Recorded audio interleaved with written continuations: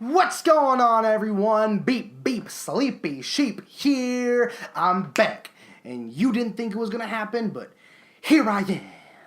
I am back. I am back. Hopefully I'm back for the foreseeable future. Now, just to sort of explain myself a little bit, there were two main reasons for my absence. One, school happened. The end of the semester started ramping up, and I had a lot of projects, and I had a lot of finals, and I took priority on that rather than this. So, sorry about it. And two, my Mac died. Aww. But it's okay now because I've got a new little fancy boy. It's fancy and he's new and his name's Greg. Hi, Greg. That one was the big one. I used my Mac for all of my audio editing, my video editing. I learned a bunch of stuff on that thing, but it was 8 years old. It was gonna die. It was time, and so we upgraded. I am now rocking a 2018 brand new off the line MacBook Pro 13-inch with a touch bar, i7 processor, 16 gigs of RAM. This bad boy is a beast, and I love it. I have been away for a minute, but that doesn't mean that I have stopped listening to music because, hello, it's like my whole life, thank you. So what I'm going to do is I'm going to steal from Anthony Fantano again. I am going to sort of take his, like, why you know review format, the little gauntlet style shorts of, like, I listened to this. This is a little short blurb about what I thought about it. And I'm just going to sort of translate that, put my own little spin on it. So, let's get it. I couldn't finish this mess, man. I just couldn't. I sort of had hope when we heard the Sixth God come back on that Black Boy JB song, Look Alive, which, whoop! Some spicy stuff. And also, the Duppy freestyle that he did in responding to Pusha T after Daytona was one of the most fire things I think he's ever recorded. But this album is an hour and a half long. 90 minutes of Drake. Who needs that? Who asked for that? Now, I'm not going to lie to you, there were a small handful of tracks, and by God do I mean small, handful of tracks on this album that were pretty fire. They're pretty good. God, I am just so tired of Drake's real sad boy bullshit. I just don't want it anymore. I'm so sick of it. It's a cliche. He created the cliche and sits so heavily in it, he can't get out of it now. Whatever, man. I'm just done waiting for Drake to show up. Drake out of 10. I don't really get the hype behind Juice. I mean, I guess I get it for those people who are looking for a replacement for X or for Lil Peep. Rip them both. But just the sad boy aesthetic just isn't for me, I don't think. It's like I mentioned in the Drake bit, I'm just sick of it. I'm just sick of the whole aesthetic, especially because very few people are bringing something interesting to the table in that arena. It just is. It's been just a super short wave that's been going on, and it's just sort of caught up recently. But like it's already gotten stale. Like trap's been around for like a lot longer, and it's still not stale. But the sad boy stuff, that's stale. It's melodramatic and it's corny, and Juice isn't the exception. That's not to say I'm sick of sad music, but here, I'm gonna read right off my phone because I like the way I worded this. I'm not sick of sad music, but there are ways to make more complex and interesting ways to do sad music than wallowing in your own pity, sadness, and relationship issues that you probably caused. But I will say the production on the record is actually really interesting. I think it's an interesting direction for hip-hop and for the sad boy aesthetic in general. It takes that blend of singer, songwriter, alternative folk, emo, R&B, and trap and whatever, blends it together, and actually makes it pretty listenable. I'm not gonna lie. If I was really trying to wallow in my sadness, I bet I could get behind this And, like, it's not like Juice isn't talented, but it's just not for me. 5 out of 10. I was really hype for this release. I was really hyped for it. I love Rich Brian. I love Joji. I love Nicki. I love Keith Ape. I love the Higher Brothers. So, like, of course, having this 88 Rising compilation record was exciting for me. But I knew going into it that it's not going to be some grand artistic statement from 88 Rising as a whole. Because it's not intended to be that. What it is a pretty solid track listing of summery, hard-hitting jams that anyone can vibe to. They're chart toppers, they're interesting and they're fun, and that's it. They're interesting and they're fun. Let's ask some questions now. Is it groundbreaking? No. Does Warpaint suck? Yeah. Does Beam come off like a Playboi Carti song that has a Rich Brian feature? Also, yeah. Is Beam also still super lit? Also, yes. Are 11 out of the 17 tracks in the whole thing lit in a lot of ways? Yes. Head in the Clouds is super fun. Does it offer anything super interesting in terms of production or songwriting? Super new? No, not really, but that's okay, because, again, 11 out of the 17 tracks here are really fun. They're really listenable, and the whole album was basically a soundtrack to my summer. I can't put an exact score on this, so I'm going to say like somewhere in between a high 6 and a low 7. I feel like a 7 is a little bit too positive, but a 6 is too negative, so I'm just going to...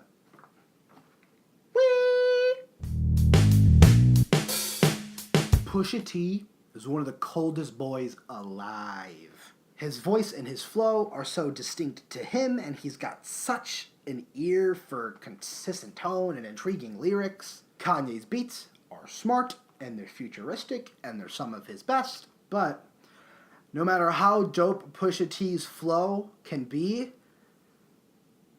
to my ear, it's grown a little bit repetitive. It's still cold, and he's still such a good lyricist, but Daytona just kind of sounds repetitive to me. Nevertheless, it's mean, it's lean, it's pretty fire, it's pretty mwah. This is, in my opinion, the most musically interesting and adventurous album BTS has ever put out, next to Wings. The album starts off fantastically and really sensually with V singing in this breathy tone on Singularity, this really sensual, slow, nocturnal R&B, and it's just... And it might be my favorite solo track from any of the BTS members on any of the albums ever. I really like Singularity. 134, 340 is this really nice, super laid-back tropical jazz rap with these awesome, like, flute samples on top of it, and it's so chill. I think it's maybe their most adventurous song that they've put out in quite some time. Truth Untold uses the most unique use of Steve Aoki, I think, ever on a song, rather than having him come in and being like... Steve Aoki comes in with just this simple, like, held-out chord progression that's really effective, and it's gorgeous, and it's a really interesting use of an artist who usually is used to make a song sound like a banger. So, like, good on them for seeing the potential in Steve, and, like, thumbs up. This is what collaboration should be. Anpan Man was my bop of the summer. I know I said that wrong, but whatever. Anpan Man is my bop of the summer. I had so much fun listening to it. I led theater camps all summer, and one of the songs, like, I had it on a playlist of, like, a whole bunch of clean songs that I could, like, rotate through for the kids to listen to. And this one I put on there frequently because it's just so easy to just go, waiting for you, man. It's just so, it's so good. It's so fun. It's so energetic, and it's bouncy, and it's superfluous, and I don't know. I really like Anpan, man. The outro is super fire. Some of the most fire verses the three of them have ever put out. It's fantastic. But it's not super consistent. Like there's like Paradise and Love Maze. I don't love them. And Fake Love also, even though it was the lead single on this, it really kind of felt like they were reaching for that like, target audience. Yup. And like it, I think it's one of their most personal records. I think it's one of their best. That doesn't mean it doesn't have its faults though. So, 7 out of 10. I sort of listened to this album on a whim, and you know, if you don't know, Finn Wolfhard of Stranger Things fame is the lead singer, songwriter, and guitarist for Calpurnia. And I saw an interview with him on Jimmy Fallon. They were like, yeah, he's a new EP. And I was like, all right, I'll give it a listen. And this EP is full of some really groovy, gnarly blues rock. And I was really surprised by how much I liked it. Pretty much all of the 6 tracks, you know, it's only 6 tracks, but the 6 tracks, pretty much all of them are rock solid. For me, the mixing leaves a little bit to be desired. It's a little drier than I like to hear in my blues rock. I like it to be a little crunchier and a little wetter. That's just sort of my taste. And I'm not a huge fan of the track City Boy, which is the lead single off of this album. But the hook on that song it's catchy and it's fun, and it'll stick with you. It'll stick with you if you're not careful. And you know, there's also like lyrically only so much you can expect from a bunch of youths in 2018. And I think Finn is a really engaging and charismatic frontman, and I think it'd be a lot of fun to see them live. I liked it a lot more than I thought I would. Good on them. 7 out of 10. I have been listening to half of this album like non-stop since it came out. Emphasis on the half part. Half of this album, super good. Like, super good. It's remarkably catchy. The lyrics are interesting sometimes. And it's really enthusiastic and passionate. The performances by Post are awesome. They're passionate. They're soul using. Like you really feel Post Malone in a lot of these songs, and the production is really slick. You can tell that they spent a lot of time on this album. I mean, it makes sense. Candy Paint came out almost 2 years ago, and now it's here. But the other half is entirely forgettable. But when this album is good, it's really fucking good. 7.5 out of 10. This Parquet Courts album is really good. It's really good. It's mega groovy, and the album has these really varied energy sources. Like, each track has a very specific, like, I guess, for lack of a better word, energy identity. All the lyrics are thought-provoking, and they're political, and they're conversation-starting. The hooks are catchy. The chord progressions are surprising and fun and not traditional in almost any sense of the word. The only thing about this album, for me, is that I don't find myself coming back to it a lot. And that's something that's important for me as a listener. Like, when I listen to it, I'm like, I want to listen to that again tomorrow or the next day or something. I don't feel that with Wide Awake. But that doesn't mean the album is any less fun when I do get around to listening to it. It's really groovy. 8 out of 10. Famous blues traditionalist Jack White returns to the scene with this crazy experimental record that nobody saw coming. The songwriting is left field but rock solid. It's a really smart mix of acoustic and electronic instrumentation mixed in a way that I've only really heard on this album. It's really smart. And it's a wild ride. I had a lot of fun. There aren't really any tracks on here that I dislike. There's some that I like more than others, but there's not really any that I dislike. It was really good. 8 out of 10.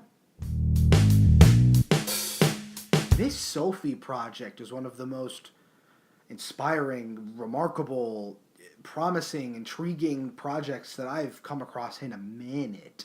This style is so aggressive, and it's so raw, and it's physical. It's so physical for an electronic project. It's really forward thinking in its production and its songwriting, and it's also horrifying in a lot of the tracks. Like I'm scared sometimes listening through it.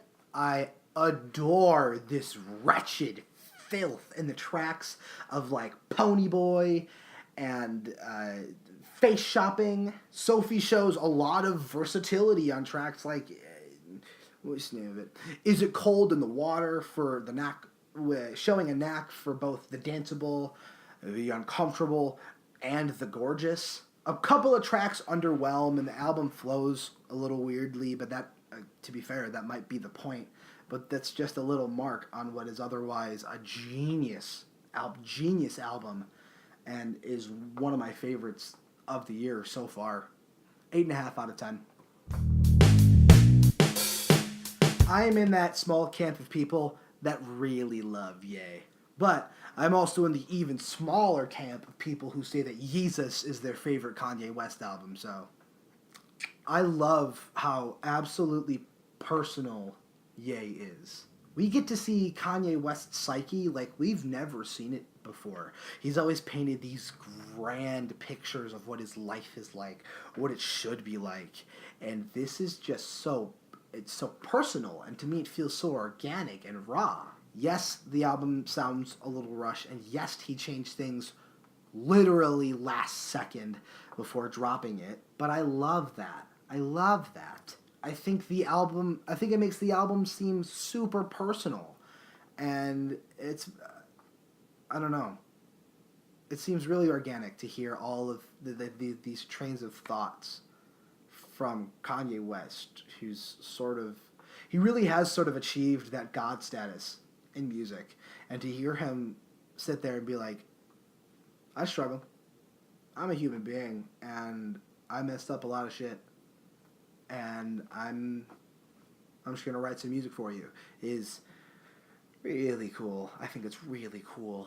Then to actually talk about the music, I love the opening monologue. I think it's genius. I love what the Party Next Door does on a couple of the tracks, and I love Ghost Town. It's unfiltered Kanye West, and after listening to the album on repeat, which is something I very rarely do, I still love it. I really love it. 8.5 out of 10. Bro, this album is the future. This is the future, bro. Yeah, it's a little bit of a meme that Kid Cudi, one of the most disliked, that has some of the most disliked projects of the past, 6 years, can meet up with Kanye West and make this. It's an achievement. It's an achievement in lean, mean, forward-thinking rap. I think it's genius. Pretty much every track is fire. Each track has a very distinct aesthetic and style, but still remains under this overarching tone of Kid Sees Ghost. It's very unique to these two. But I don't love Reborn and Fire. It's not because they're bad tracks, but I mean, to me, the other 5 tracks on the album are so good that Fire and Reborn just sort of seem in comparison. Now, if we had an album of just those songs, I think I would still like it. I would love those songs on that hypothetical record, but just in the context here, I don't love them. They're good. I just don't love them. And I think the beat from the titular track, Kids See Ghost, I mess that up every time. I think it's the future. I really do. I think I listened to that beat and I was just like, is this what 7 years in the future sounds like? Because that's what it sounds like to me. And Cudi Montage. It might end up being my song of the year. There's something about the Stay Strapped and the Send Me Love vocals that when I listen to it and I think about it, it gets me really choked up. there's just something about that song that's really affecting for me. And whew. All right, I'm gonna stop that now. It's really good. Even with those 2 tracks that I don't like, it's one of the best of the year, and I think it's one of my favorite in Kanye's discography, if it counts, I guess. 9 out of 10. So, as I was editing this video, I realized that my camera died right as I was going to get to the last little bit of the video. So that sucks. So I'm just going to redo it with less good quality on my phone right now. So there's that. The boys are back. The boys are back with their wildest, most experimental project yet, and I love almost every second of it. To my ears, it's simultaneously one of their most accessible and also experimental albums yet. Like, Death Grips is Online really smartly blends electro rock and their usual brand of insanity with this super catchy synth lead that even my show tune aficionado brother could vibe with. Shout out, Jake. Each track flows really smartly into one another and pull very smartly from different genres, like in the very beginning of Linda's in Custody with that little sort of like easy G-funk vibe, or like the really heavy hard rock influence on Black Paint, which is like the big track off of this album. At first, I thought the horn section was sort of unnecessary, but then as I started listening to it more, and I had a conversation with one of my friends, Carly, shout out to you, it sort of helped me realize that like it's a really important like transitional moment between Linda's in Custody and Ha Ha Ha. I was like, I wanted to just go straight into it, but it really helps set the tone really well for what Ha Ha Ha does later. So that's helpful. Good job, the horn section. You did your job. And with that being the only low point on the whole album, I think I can confidently say that The Year of the Snitch is my favorite Death Grips album ever. It's really good. It's so good. I think it's going to be my other album of the year next to Twin Fantasy. 9.5 out of 10. God, it's so good. So good. Love it! I hope you're digging what I'm digging and understanding why I don't dig other things. Love you lots. I hope to continue to review and live my life or whatever. I know I had recently, before I stopped, I had started my favorite albums of all time list. That's still going to happen if I can get around to it. I want to continue that before I do more reviews because that's something I started and I want to finish that. But yeah, I have a couple of new projects coming out, musically at least. Right now I just launched a single for my next album, Bittersweet, called The Porch. It's on iTunes and Spotify. I'm going to leave a link in the description. And coming September 13th, I have my very first hip-hop track coming out. I go by the meme rapper Johnny Shogun. It's satirical and it's silly and it's fun, and I use a Luigi's Mansion beat. That's coming out September 13th. That will also be on iTunes, Spotify, whatever. That's going to be a part of the Miscellaneous EP coming probably October. But yeah, thanks for watching. Love you a lot. Hugs and kisses. Mwah.